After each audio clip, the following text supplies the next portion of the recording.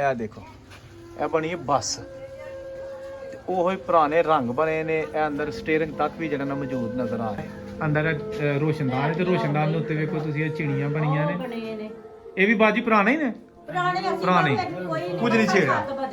ਠੀਕ ਹੈ। ਇਹ ਚੁੰਦੀ ਬੜੀ ਸੀ। ਆ ਖੂਹ ਨੂੰ ਗੇੜਨ ਵਾਲੀਆਂ ਚੀਜ਼ਾਂ ਇਹ ਜਨਾਬ ਦੇਖੋ।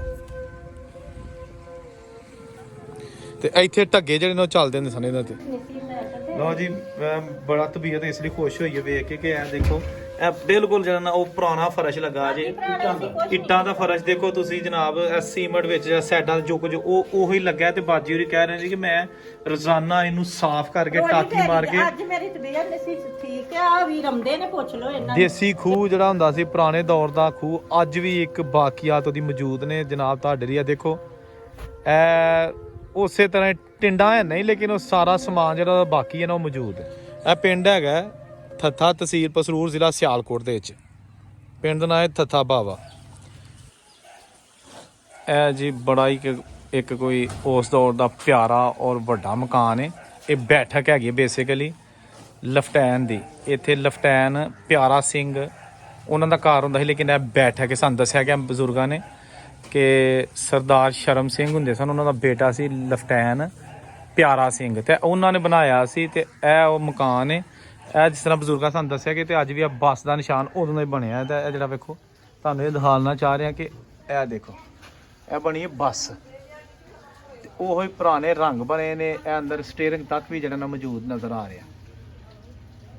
ਵੇਖੋ ਜੀ 1909 ਦੇ ਵਿੱਚ ਬਿਲਡਿੰਗ ਬਣੀ ਸੀ।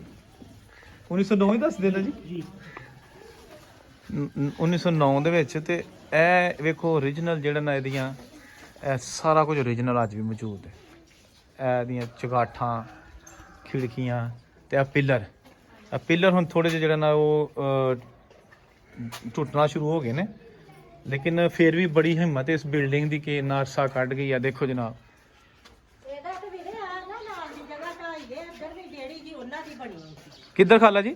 ਆ ਜਿਹੜੀ ਨਹੀਂ ਦੀਵਾਰ ਆ ਜਿਹੜੀ ਅਸੀਂ ਆਪ ਬਣਾਈ ਆ। ਅੱਛਾ ਅੱਛਾ ਠੀਕ ਹੈ। ਇਹ ਬਣਿਆ ਸੀ ਅਗਲੇ ਘਰ ਨੂੰ ਰਾਹ। ਹਾਂਜੀ ਤੇ ਉਹ ਇੱਥੇ ਢਾਈ ਆ ਨਾ। ਅੱਛਾ ਅੱਛਾ ਅੱਛਾ। ਉਹਨਾਂ ਨੇ ਸਨ ਜਿਓ ਸਭ ਕੁਝ ਲਿਖਿਆ। ਨਾਮ ਹੀ ਲਿਖਿਆ। ਨਾਂ ਲਿਖੇ, ਸਨ ਲਿਖੇ। ਬਾਬਰ ਸਿੰਘ ਜਿਹੜਾ ਸਿੱਖ ਸੀ ਨਾ ਉਹਦਾ ਨਾਮ ਸੀ। ਠੀਕ ਹੈ ਠੀਕ ਹੈ ਠੀਕ ਹੈ। ਉਹ ਵੀ ਲਿਖਿਆ ਸੀ। ਉਹ ਫਿਰ ਜਦੋਂ ਅਸੀਂ ਢਾਈ ਹੋ ਉਦੋਂ ਟੱਟ ਗਿਆ। ਤੇ ਹੁਣ ਤੇ ਕਿਤੇ ਨਾ ਕੋਈ ਐਸੀ ਚੀਜ਼ ਲਿਖੀ ਨਹੀਂ ਹੁਣ ਨਹੀਂ ਇਹਦੇ ਤੇ ਕੋਈ ਹੱਥ ਸੀ। ਬਸ ਆਹ ਗੱਡੀ ਜੀ ਦੀ ਤਸਵੀਰ ਆ ਬਸ ਹਾਂਜੀ ਉਸ ਜਗ੍ਹਾ ਤੇ ਲਿਖਾਈ ਹੋਈ ਸੀ। ਬਿਲਕੁਲ ਸਹੀ ਹੈ। ਜੋ ਬਾਹਰ ਵਾਲਾ ਹਿੱਸਾ ਹੈ ਜਿੱਥੋਂ ਸ਼ੁਰੂ ਹੁੰਦਾ ਸੀ ਹਾਂਜੀ ਅੰਦਰ ਮਕਾਨਾਂ ਨੂੰ ਅੰਦਰ ਵੀ ਆਂਦੇ ਨੇ ਮਾਵਾ ਕੁਛ ਉਹਨਾਂ ਦੇ ਨਕਸ਼ੇਦਾਰ ਬਣੇ ਹੋਏ ਨੇ। ਦਕਸ਼ਨਕਾਰ ਕੋਲ ਨੇ ਬਾਜੀ ਕੋ ਅੰਦਰ ਹੈ ਤੇ ਨਹੀਂ ਜੀ? ਅੱਛਾ ਕੋਈ ਨਹੀਂ। ਇਹ ਜਨਾਬ ਅੰਦਰ ਹੈਗਾ ਜੀ। ਉਹ ਚਿੜੀਆਂ ਜੀਆਂ ਬਣੀਆਂ ਨੇ। ਵਾਕਈ ਵੀ ਉਹ ਵੇਖੋ ਜੀ ਇਹ ਅੰਦਰ ਰੋਸ਼ਨਦਾਨ ਹੈ ਤੇ ਰੋਸ਼ਨਦਾਨ ਦੇ ਉੱਤੇ ਵੇਖੋ ਤੁਸੀਂ ਇਹ ਚਿੜੀਆਂ ਬਣੀਆਂ ਨੇ। ਇਹ ਵੀ ਬਾਜੀ ਪੁਰਾਣੇ ਹੀ ਨੇ, ਪੁਰਾਣੇ ਕੁਝ ਨਹੀਂ ਛੇੜਿਆ। ਬਦਲੀ ਸੀ। ਠੀਕ ਹੈ। ਇਹ ਚੁੰਦੀ ਬੜੀ ਸੀ। ਇਹ ਜਨਾਬ ਦੇਖੋ ਕੋਈ ਹਾਲ ਆ ਚੁੰਦੀ ਹੁਣ ਵੀ ਬਥੇਰੀ ਆ। ਆਹੋ ਜੀ ਬਾਜੀ ਇਹ ਤੇ ਫਿਰ ਸਾਰੀ ਬਾਤ ਹੈ। ਤੇ ਵੇਖੋ ਜੀ ਇਹ ਕੰਧਾਂ ਤੇ ਇਹ ਜਿਹੜੇ ਮੇਰੇ ਹਰੇ ਛੱਤ ਦੇ ਥੱਲੇ ਜਿਹੜੇ ਚਿੱਟੀ ਹੈਗੀ ਹੈ ਜਾਂ ਨੀਲੀਆਂ ਬਾਰਡਰ ਪੁਰਾਣਾ ਉਹਨਾਂ ਦੇ ਬਣੇ। ਵਾਹ ਜੀ ਉਹਨਾਂ ਦਾ ਬਣਿਆ ਸੀ ਸਿਰਫ ਆ ਗਾਰਡਨ ਜਿਹੜੇ ਲਾਏ ਨੇ ਨਾ। ਅੱਛਾ ਵੇਖੋ ਤੁਸੀਂ ਇੱਟਾਂ ਦੇ ਵਿੱਚ ਜਿਹੜਾ ਇਹ ਨੀਲੇ ਰੰਗ ਦੀ ਜਿਹੜੀ ਫਿਰਨੀ ਫੇਰੀ ਹੈ ਨਾ ਉਹ ਅੱਜ ਵੀ ਉਸੇ ਤਰ੍ਹਾਂ ਮੌਜੂਦ ਹੈ ਜੀ। ਹਾਂਜੀ ਅਸੀਂ ਨੇ ਇਹਨੂੰ ਵੀ ਖੁਸ਼ ਵੀ ਕੀਤਾ। ਇਹ ਅਲਮਾਰੀਆਂ ਪੱਤਾ ਇਹ ਪੁਰਾਣੇ ਸਾਰੇ। ਵਾਹ ਜੀ ਵਾਹ।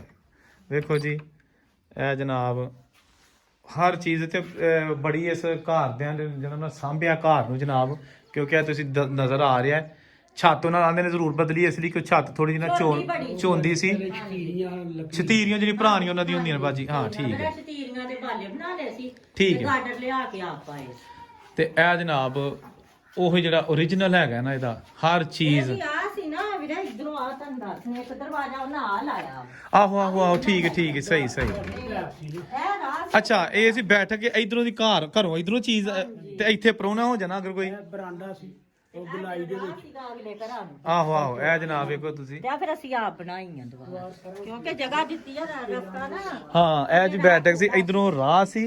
ਹਾਂਜੀ ਤੇ ਫਿਰ ਉਹ ਪਤਾ ਰਾਹ ਥੋੜਾ ਸੀ ਤੇ ਫਿਰ ਅਸੀਂ ਦੁਬਾਰਾ ਕੀਤੀ ਆ। ਠੀਕ ਹੋ ਗਿਆ। ਤੇ ਇਹ ਮਤਲਬ ਇਹ ਪੁਰਾਣਾ ਹੀ ਸਾਰਾ ਦਰਵਾਜ਼ੇ ਇਹ ਪੁਰਾਣਾ ਅਸੀਂ ਆਪ ਬਣਾਈਆਂ ਪਰ ਠੀਕ ਹੋ ਗਿਆ ਵਾਹ ਜੀ ਵਾਹ। ਤੇ ਇਹ ਫਰਸ਼ ਵੀ ਬਾਜੀ ਪੁਰਾਣੀ ਹੈ? ਹਾਂਜੀ ਭਰਾਣਾ ਹੀ ਆ ਕੇ ਸਗੋਂ ਅੱਜ ਸਫਾਈ ਨਹੀਂ ਮੈਂ ਕੀਤੀ, ਨਹੀਂ ਤਾਂ ਮੈਂ ਤਾਂ ਟਾਕੀ ਮਾਰ ਕੇ ਇਦਾਂ ਕੀਤਾ ਹੁੰਦਾ ਜਿਵੇਂ। ਨਹੀਂ ਇਹ ਵੇਖੋ ਜੀ, ਮੇਰੀ ਤਬੀਅਤ ਨਹੀਂ ਸੀ ਪੈਟ ਤੇ ਲਓ ਜੀ ਬੜਾ ਤਬੀਅਤ ਇਸ ਲਈ ਖੁਸ਼ ਹੋਈ ਹੈ ਵੇਖ ਕੇ ਕਿ ਇਹ ਦੇਖੋ ਇਹ ਬਿਲਕੁਲ ਜਿਹੜਾ ਨਾ ਉਹ ਪੁਰਾਣਾ ਫਰਸ਼ ਲੱਗਾ ਜੇ, ਇੱਟਾਂ ਦਾ ਫਰਸ਼ ਦੇਖੋ ਤੁਸੀਂ ਜਨਾਬ। ਇਹ ਸੀਮੈਂਟ ਵਿੱਚ ਜਾਂ ਸਾਈਡਾਂ ਜੋ ਕੁਝ ਉਹ ਉਹੀ ਲੱਗਾ। ਤੇ ਬਾਜੀ ਹੋਰੀ ਕਹਿ ਰਹੇ ਨੇ ਕਿ ਮੈਂ ਰੋਜ਼ਾਨਾ ਇਹਨੂੰ ਸਾਫ਼ ਕਰਕੇ ਟਾਕੀ ਮਾਰ ਕੇ। ਅੱਜ ਮੇਰੀ ਤਬੀਅਤ ਨਹੀਂ ਸੀ ਠੀਕ ਆ, ਵੀ ਰਮਦੇ ਨੇ ਪੁੱਛ ਲਓ ਇਹਨਾਂ ਨੂੰ।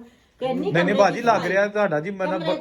ਹਾਂ ਦੇਖੋ ਜੀ ਇਹ ਤਬੀਅਤ ਇਸ ਲਈ ਖੁਸ਼ ਹੋਈ ਵੇਖ ਕੇ ਕਿ ਤੁਸੀਂ ਇਹਨੂੰ ਬੜੇ ਅੱਛੇ ਤਰੀਕੇ ਨਾਲ ਰੱਖਿਆ। ਲੱਗੇ 100 ਸਾਲ ਤੋਂ ਉੱਤੇ ਇਸ ਮਕਾਨ ਨੂੰ ਹੋ ਗਿਆ। ਬਹੁਤ 100 ਸਾਲ ਤੋਂ ਕਿ ਜਾਨੀ ਕਿ ਉੱਤੋਂ 10 ਸਾਲ ਉੱਤੇ ਹੋਣਦੇ। ਹਾਂਜੀ ਉਹ 5ਵਾਂ 6ਵਾਂ ਸਾਲ ਲੱਗਾ ਸੀ। ਆਹੋ ਤੇ ਇਹ ਦੇਖੋ ਨਾ ਕਿ ਉਸ ਹਿਸਾਬ ਨਾਲ ਤੇ ਬਹੁਤ ਹੀ ਅੱਛੀ ਹਾਲਤ ਦੇ ਵਿੱਚ। ਇਹਨੂੰ ਵੀ ਮੇਰਾ ਖਿਆਲ ਉਹ ਜਿਹੜਾ 6-7 ਸਾਲ ਹੋ ਗਏ ਨੇ। ਅੱਛਾ ਤੇ 13 ਇੰਚ ਚੌੜੀਆਂ ਨੇ ਉੱਤੇ ਵਾਲੀਆਂ 20 ਤੋਂ ਇਲਾਵਾ। ਇਹ ਜਨਾਬ ਤੁਹਾਨੂੰ ਇਹਦਾ ਬਾਹਰ ਦਾ ਫਿਰ ਇਹ ਚਬਾਰਾ ਬਿਹਤਰੀਨ ਬੈਠਕ ਹੈਗੀ ਹੈ ਜਨਾਬ ਉਸ ਦੌਰ ਦੀ।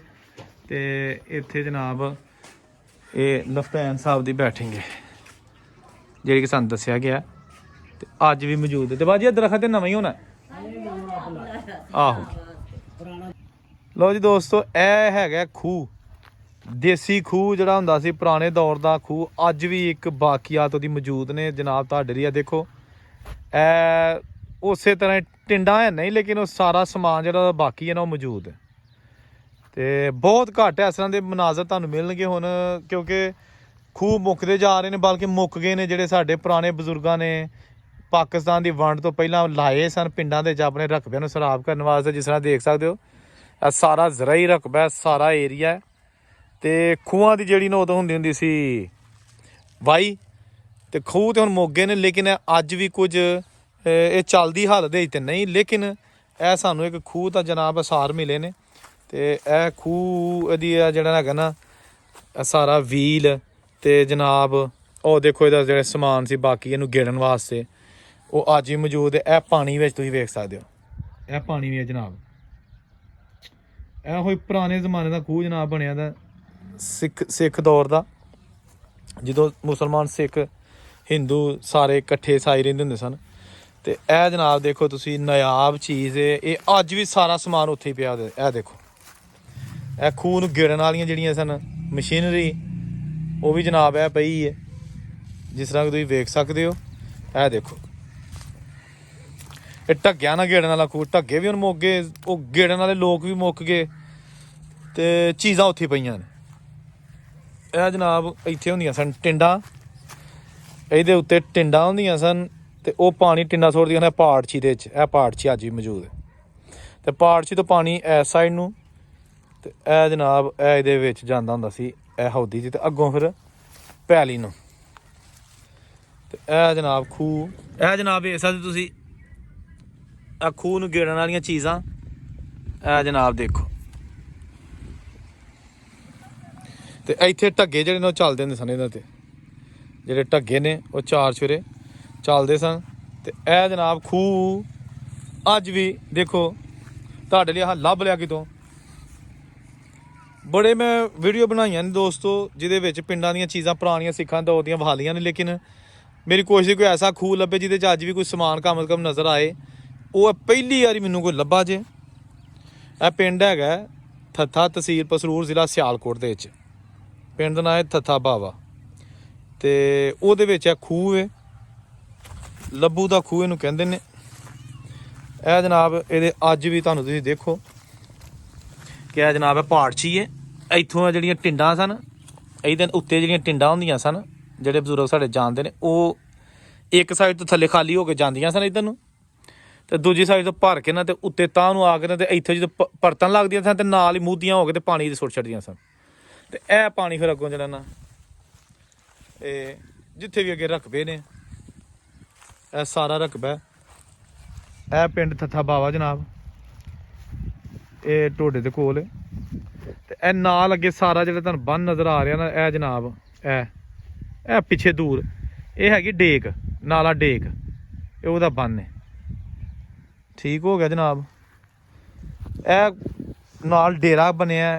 ਇਹ ਕੋਈ ਬੜੇ ਪੁਰਾਣੇ ਮਕਾਨ ਤੇ ਨਹੀਂ ਲੱਗ ਰਹੇ, ਲੇਕਿਨ ਖੂਹ ਪੁਰਾਣਾ ਹੈ। ਇਹ ਜਨਾਬ ਖੂਹ ਤੁਹਾਨੂੰ ਖਾ ਲਿਆ ਖੂਹ।